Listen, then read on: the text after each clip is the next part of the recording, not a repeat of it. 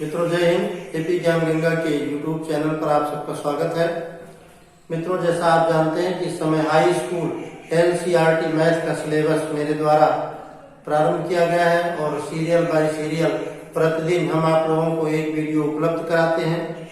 इसी कड़ी में हम लोग प्रश्नावली 1.1 पर कार्य कर रहे हैं और आज क्वेश्चन नंबर 4 और 5 का नंबर है। इस वीडियो में हम आपको क्वेश्चन नंबर 4 और क्वेश्चन नंबर 5 उपलब्ध कराएंगे जो 10th क्लास की एनसीईआरटी की बुक है। तो आइए क्वेश्चन नंबर 4 देखते हैं। यूक्लिड विभाजन प्रमेयिका का प्रयोग करके दर्शाइए कि किसी धनात्मक पूर्णांक का वर्ग किसी पूर्णांक m के लिए 3m या 3m+1 के रूप का होता है। तो मित्रों सबसे पहले ये मान लेना है कि कोई दो धनात्मक पूर्णांक है, एक a है और दूसरा धनात्मक पूर्णांक b है। मित्रों इस कॉलम में यहाँ हम लोग रफ कार्य करेंगे। अगर कोई ऐसी चीजें हैं जो रफ करने योग्य हैं तो आपको यहाँ सिखाई जाएंगी। तो आइए इस प्रश्न को हल करना प्रारंभ करते हैं। हमें लगाना है यूक्लिड विभाजन और प्रमेयिका का नियम लगाना है हमें। तो यहाँ चालू करते हैं। माना a व b, माना a व b दो धनात्मक, माना a व b दो धनात्मक पूर्णांक है, माना a व b दो धनात्मक पूर्णांक है और उसमें a और b में a is greater than b, यानी a और b दो पूर्णांकों में a पूर्णांक बड़ा है और b पूर्णांक है छोटा। और जो हमारा यूक्लिड विभाजन नियम है, यूक्लिड विभाजन नियम, तो उसके अनुसार यूक्लिड विभाजन नियम के अनुसार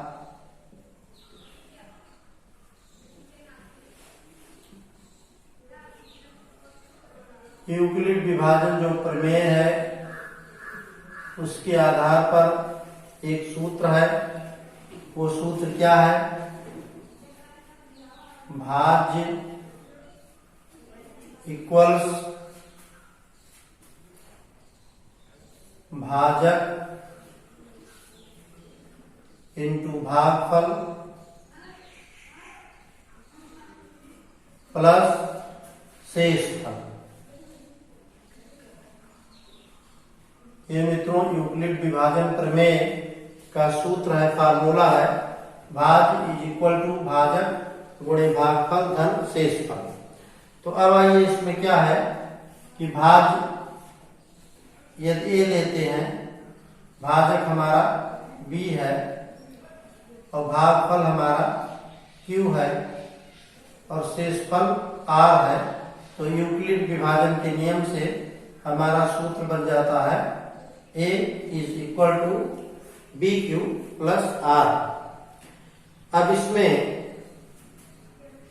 आप जानते हैं ये है भाज्य और b है भाजक और r है भागफल। तो मित्रों जो r शेषफल है, तो शेषफल का मान सदैव भाजक से कम होता है। कभी भी किसी भी प्रश्न में जो शेष आएगा वो जिस संख्या से हम भाग देंगे उससे कम रहेगा। यदि पूरा हो जाएगा तो पुनः एक बार भाग चली जाएगी, इसलिए उसका मान हमेशा कम रहता है। तो हम लिख सकते हैं कि b is greater than r, b is greater than r, यानी जो हमारा भागफल है ये बड़ा रहता है और शेषफल हमारा कम रहता है। तो समीकरण में हम देखते हैं यहाँ 3m दिया है और यहाँ 3m+1 दिया है। तो हम लिख सकते हैं कि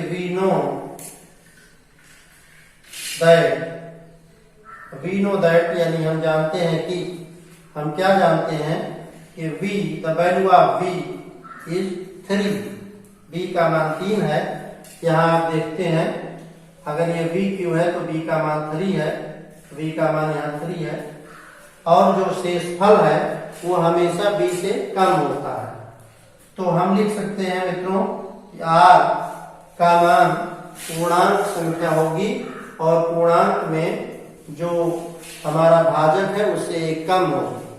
तो पूर्णांक मित्रों 0 से चालू होता है और 0 के बाद 1, 1 के बाद 2 और ये 3 तक हम गिनती लिख लिए हैं, संख्या लिख लिए हैं। लेकिन कभी भी शेषफल का मान भाजक के बराबर नहीं हो सकता, इसलिए इस संख्या को हमें नहीं लेना है। अब हमें क्या करना है, r का मान 0 और 1 और 2 ये हमें अपने समीकरण में या अपने सूत्र में रखना है। तो अब इसमें ये जो समीकरण है आपका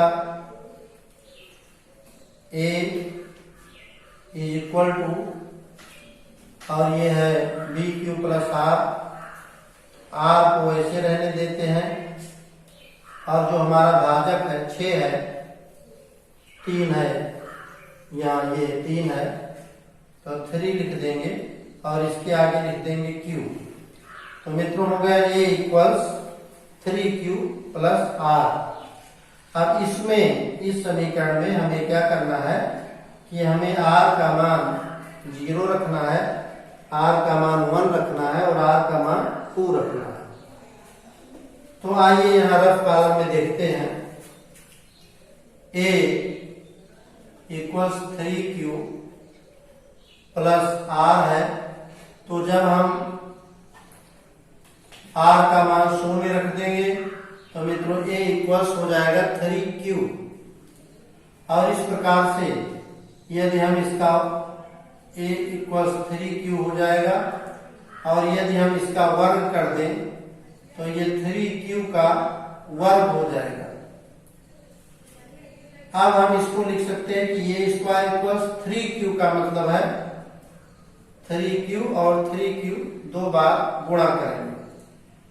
तो मित्रों 3 3 जा 9 और q का वर्ग करेंगे तो q स्क्वायर, तो हो गया a square equals 9q square.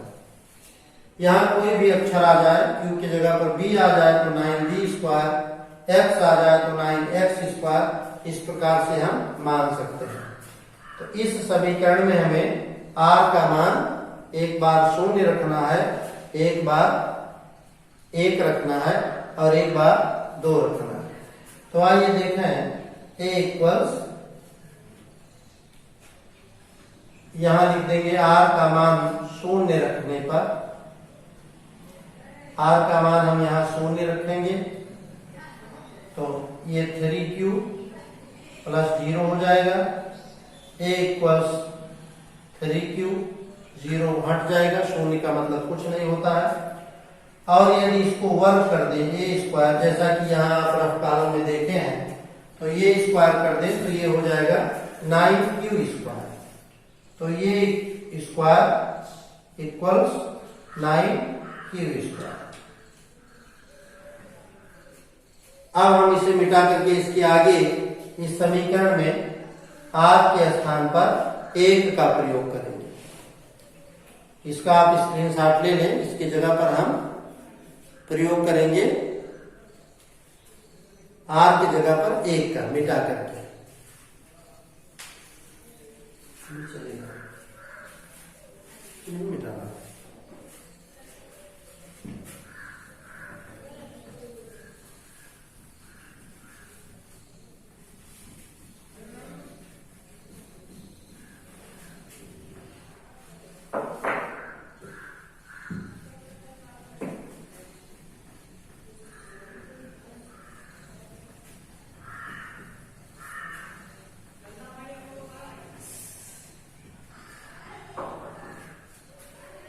तो मुझे प्राप्त हुआ ये इक्वल्स 9q स्क्वायर। अब पुनः हम क्या करेंगे, r के स्थान पर 1 लेंगे, r इक्वल्स 1 और ये हो जाएगा 1 रखने पर। अब पुराना हमारा जो समीकरण है ए इक्वल्स बी क्यू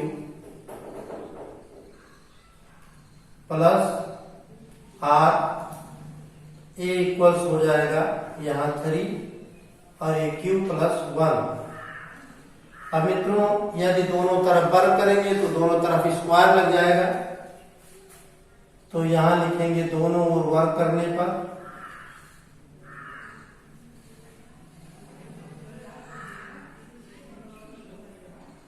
अब दोनों ओर जब वर्ग करेंगे तो बाईं ओर एक पद है ये स्क्वायर हो जाएगा और दूसरी तरफ 2 पद है तो ये होल स्क्वायर हो जाएगा।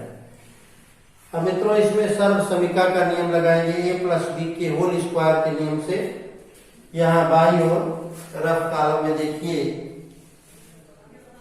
ए प्लस बी का होल स्क्वायर ये होता है a square plus b square plus 2ab,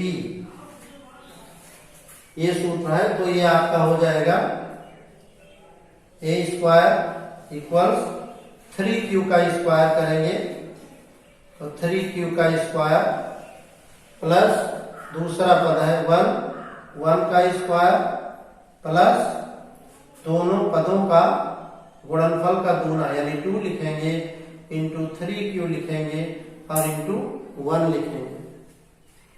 अब ये हमारा हो जाएगा a इक्वल्स 3q का स्क्वायर करेंगे तो 9q स्क्वायर,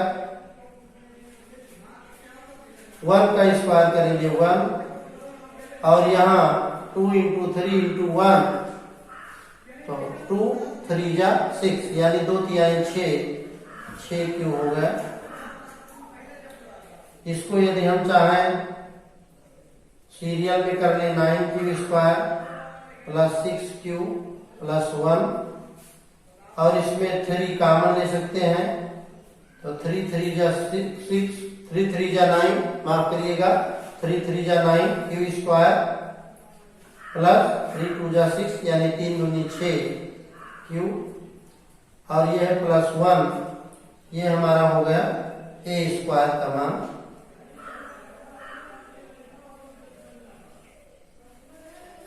अब यहां हम देखते हैं कि जो हमारा पहला समीकरण आया है उसमें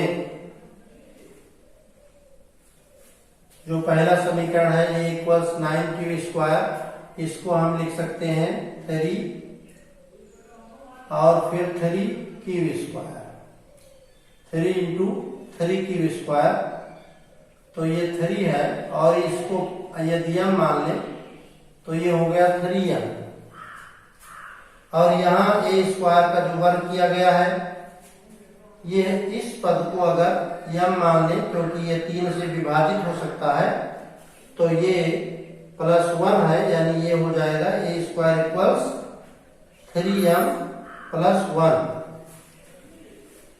तो मित्रों अब इसको मिटा करके फिर आगे देखिए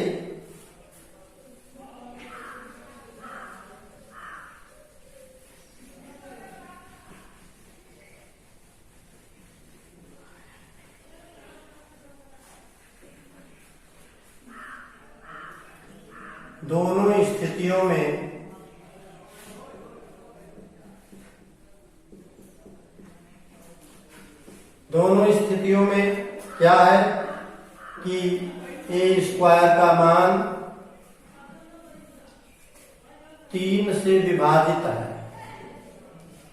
दोनों स्थितियों में मित्रों ए स्क्वायर का मान 3 से विभाजित है, 3 से दोनों कट रहा है यहाँ भी और शेष कितना आ रहा है,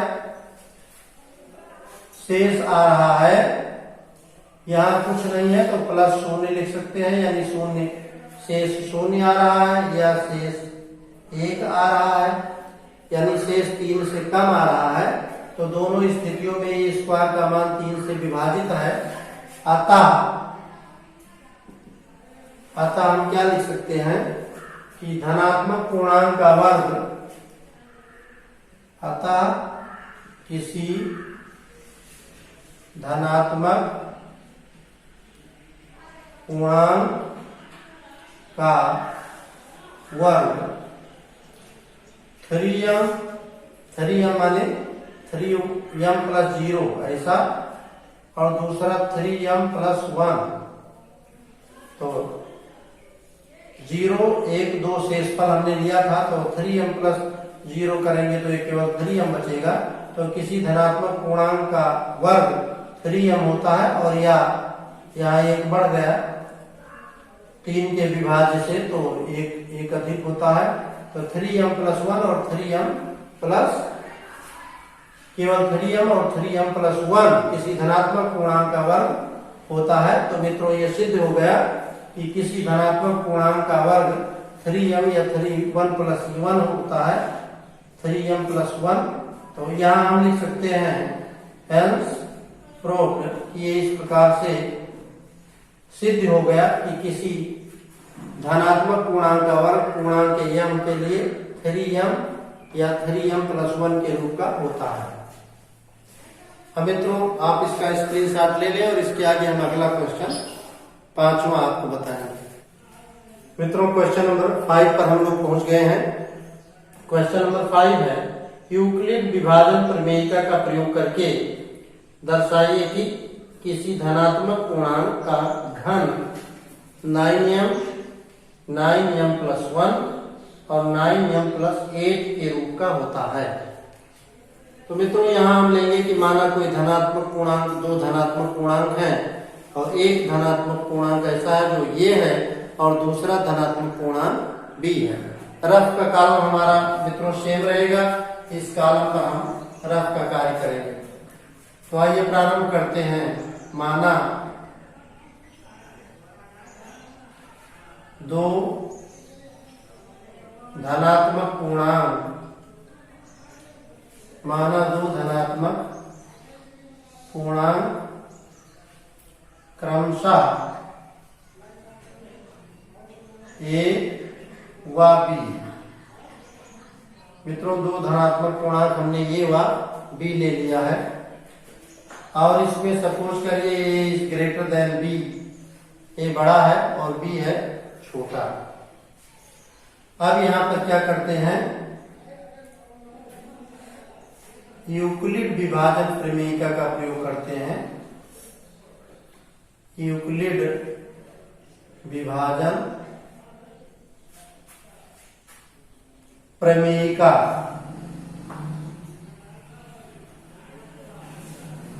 से, यूक्लिड विभाजन प्रमेयिका में क्या करना है मित्रों कि उसका सूत्र है ये equals B Q plus are, A equals B Q plus R. अब यहाँ b आप क्वेश्चन में देखते हैं, यहाँ 3 था तो 3 लिया गया, और यहाँ 9 है, लेकिन यहाँ घन की बात है। तो घन का मतलब होता है किसी संख्या को 3 बार गुणा करना, और वर्ग का मतलब होता है 2 बार गुणा करना। तो घन जब बनाएंगे तो ये हम मानकर चलते हैं कि घन के पहले ये वर्ग की संख्या है 9, तो 9 जो वर्ग संख्या है इसका वर्गमूल 3 होता है। तो यहाँ हम ये q का मान 3 लेकर के या b का मान 3 लेकर के ही चल रहे हैं। तो ये आपका हो गया a इक्वल्स 3b, इसका मान हमने 3 ले लिया। b या q एक भाजक है और एक भागफल है, तो हम परिवर्तित मान भी ले सकते हैं, लेकिन हमको उसी फार्मूला पर, उसी सर्वसमीका पर मित्रों चलना है। और प्लस ये r इतना हमारा हो गया। अब यहाँ हमें ये करना है कि चूंकि संख्या 9 दी है, तो जो हमारा शेषफल है ये इस 9 से कम ही रहेगा, या ये मानकर चलिए कि जो हमारा शेषफल है इस 3 से कम ही रहेगा। तो हम लिख सकते हैं r इक्वल 0, 1 और 2। r का मान हम 0 लेंगे और 1 लेंगे और उसके बाद 2 लेंगे। तो क्रमानुसार इसमें r का मान लिया जाएगा। तो अब हमें r बराबर 0 लेना है, r इक्वल 0 रखने पर, r बराबर 0 रखते हैं तो इसी समीकरण में a इक्वल्स 3b प्लस 0 हो गया, और 0 का मतलब है नथिंग, तो a इक्वल 3b हो गया। अब जैसा कि प्रश्न में दिया गया है कि इसमें आपको क्या करना है, इसका घन करना है। घन का मतलब होता है क्यूब। तो यदि हम बाएं पक्ष में क्यूब लगा दें तो हमारे दाएं पक्ष में भी क्यूब लग जाएगा, और इस प्रकार a क्यूब का मान हो जाएगा 3b into 3b into 3b। यानी किसी भी संख्या का, किसी भी पद का, किसी भी समीकरण का घन करने पर उस पर 3 घात लग जाता है। तो अब इसको गुणा करेंगे, 3 तिया 9, 9 त्रिक 27, ये 27 हो गया। b और b का गुणा b क्यूब हो गया, और ये हो गया a क्यूब। तो यहाँ मित्रों एक पद हमारा बन गया। अब इस पद को, ये 27 जो है पूर्ण धन संख्या है। अब इसमें हम ऐसा करते हैं कि कोई संख्या कॉमन लेकर के, और चूंकि यहाँ 9 है तो यदि हमारा 9 संख्या कॉमन हो सकता है अगर, तो चूंकि एक ही पद है तो यदि हम 9 कॉमन ले लेंगे तो ये हमारा 9 त्रिक 27 3b क्यूब इतना बच गया। अब इस बार मैंने r की जगह पर 0 लिया है। अब दोबारा हम इसी समीकरण में r की जगह पर हमें लेना है 1। चूंकि हमें इसे मिटाना है तो रफ वाले कॉलम में हम इसको इंडिकेट किए देते हैं।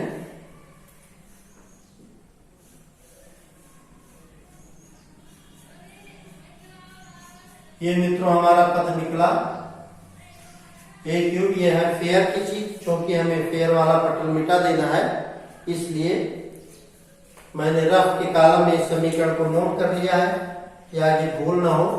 और अब इस पर दोबारा लिखेंगे।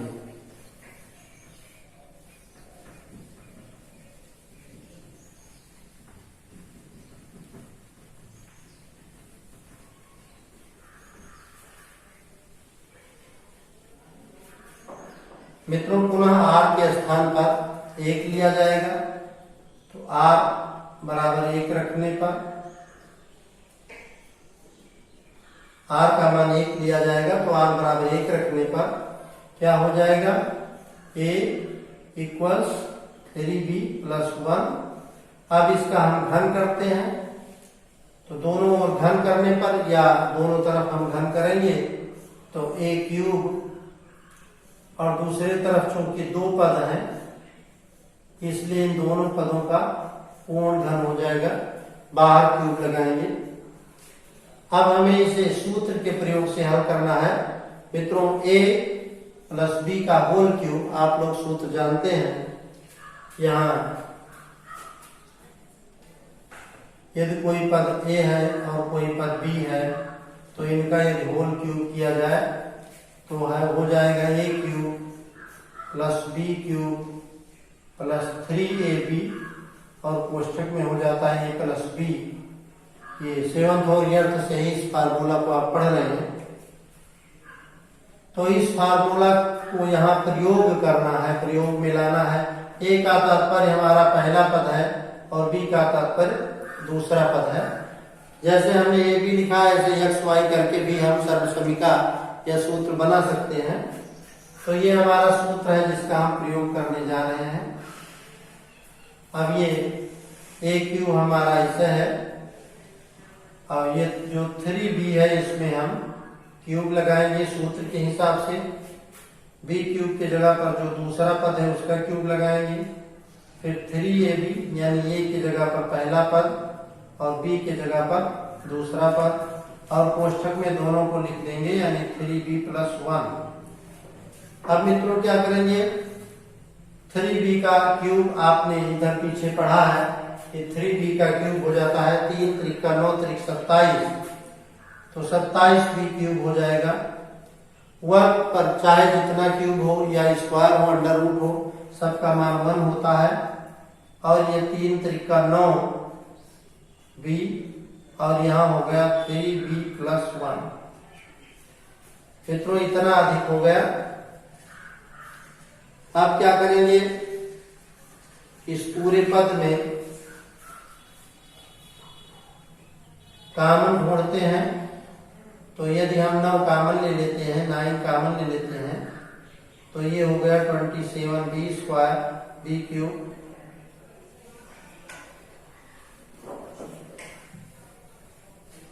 अभी मित्रों इसको पूरा एक सेट से लिखेंगे,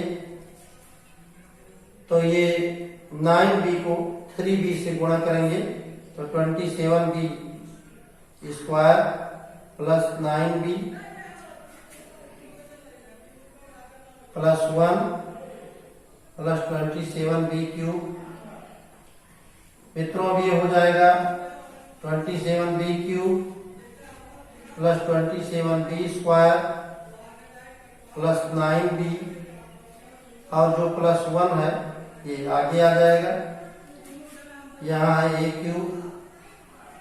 अब यदि हम a को बाहर रखें, क्योंकि यहाँ दिखाया गया है 9m प्लस 1, एक को अलग कर दें, तो क्या ये जो बचा है ये हमारा 9 का गुणनखंड है कि नहीं है, या 9 से कट सकता है कि नहीं कट सकता है। तो 9 कॉमन ले लेंगे, और 9 त्रिक 27 3b क्यूब बचा, 9 त्रिक 27 3b, और 9 कॉमन ले लेंगे तो ये हो गया b प्लस 1, और ये a क्यूब हो गया।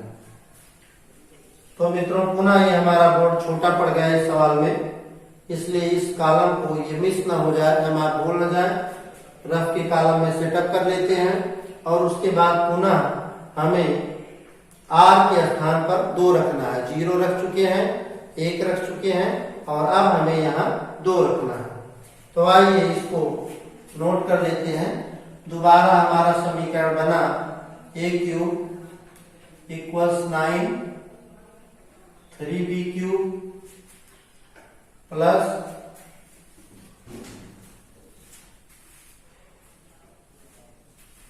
यहाँ मित्रों 9 हमारा कॉमन हो गया तो b बचा, और यहाँ 9 कॉमन हो गया तो 3b बचा। तो इसमें 9 कॉमन लेने के बाद 9 त्रिक 27 3b क्यूब ठीक है, और 9 त्रिक 27 3b ये भी ठीक है, लेकिन यहाँ स्क्वायर बचा, ये b हम कॉमन नहीं ले रहे हैं, तो b स्क्वायर यहाँ हमारा बचा, और यहाँ 9 कॉमन लेने के बाद b बचा। तो ये हमारा समीकरण मिला 3b square cube plus 3b square plus b और प्लस 1। अब दोबारा हम इसको इसके आगे r के स्थान पर 2 लेंगे।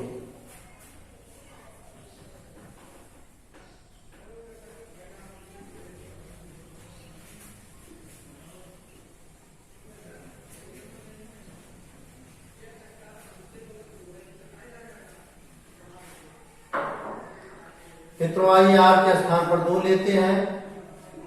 r बराबर यहां लिख देंगे 2 रखने पर, सूत्र है a इक्वल्स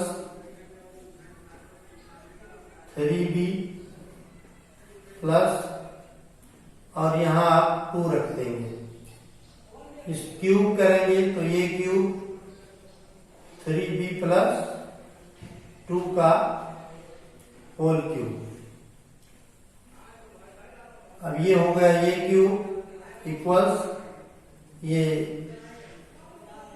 सूत्र के हिसाब से आप समझ चुके हैं कि ये 3b स्क्वायर प्लस 2 पर क्यूब करेंगे, a square plus b square plus 3ab यानी 3 और 3b इंटू 2, और कोष्ठक में 3b प्लस 1।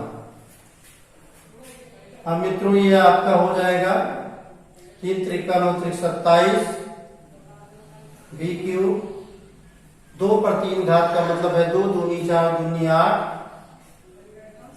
ये 3 त्रिका 9 दूनी 18 b, और 18 b को 3 से गुणा करेंगे तो ये हमारा है 3 त्रिका 9 दूनी 18, 18 3 54 b, और फिर हम लिख सकते हैं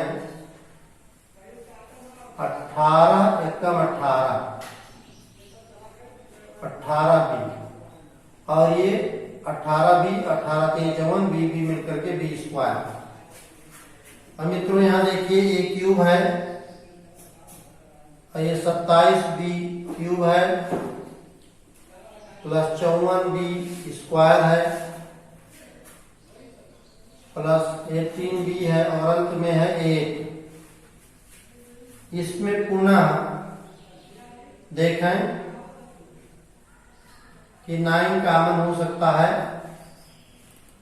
तो 9 तरीक 27 यहाँ बचा, यहाँ 9 छक 54 बचा, यहाँ 9 दूनी 18 बचा और b हम कॉमन नहीं ले रहे हैं तो यहाँ b बचा, यहाँ b स्क्वायर बचा और यहाँ b क्यूब बचा। तो अब आप देखते हैं कि ये पूरा 9 से विभाजित हो जाएगा और शेष बचेगा 8। तो 8 जो है ये शेषफल ये 9 से कम है यानी 9 के बराबर नहीं हो सकता। तो अब इस तीनों समीकरणों में हम देखते हैं कि ये सब 9 से विभाजित है। तो यहां हम लिखेंगे प्रत्येक स्थिति में a क्यूब का मान 9 से विभाजित है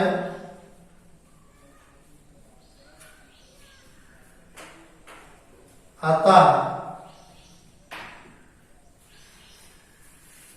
और शेष जो है वो हमारा 9 से कम है तो 9 से विभाजित है तथा शेष यानी शेषफल 9 से कम है। तो हम क्या लिख सकते हैं मित्रों, हम लिख सकते हैं कि किसी धनात्मक पूर्णांक का घन इन तीनों के रूप का होता है। अतः किसी धनात्मक पूर्णांक का घन 9m प्लस 1 और 9m प्लस 8 के रूप का होता है। मित्रों इसका स्क्रीनशॉट ले लीजिए और आप जानते हैं कि ये प्रश्न कुछ बड़ा हो गया है, इसका हल कुछ बड़ा हो गया है, लेकिन मित्रों हाई स्कूल की परीक्षा जो होती है उसमें डिस्क्रिप्टिव मेथड लगता है, पूरा हल करना पड़ता है आपको क्वेश्चन। और जो कंपटीशन की परीक्षाएं होती हैं उसमें ट्रिकी मेथड लगता है, किसी प्रकार 4 ऑप्शन दिए रहते हैं उनमें से सही विकल्प को आपको छांटना रहता है। तो ये इसका प्रश्न का पूरा आंसर है। आप लोग चौथा और 5वां प्रश्न हल कर लिए हैं। इस प्रकार से प्रश्नावली 1.1 पूरा हो गया है। मित्रों अगली बार इसके आगे वाले वीडियो में प्रश्नावली 1.2 देखना मत भूलिएगा। अब हम आपसे विदा लेते हैं।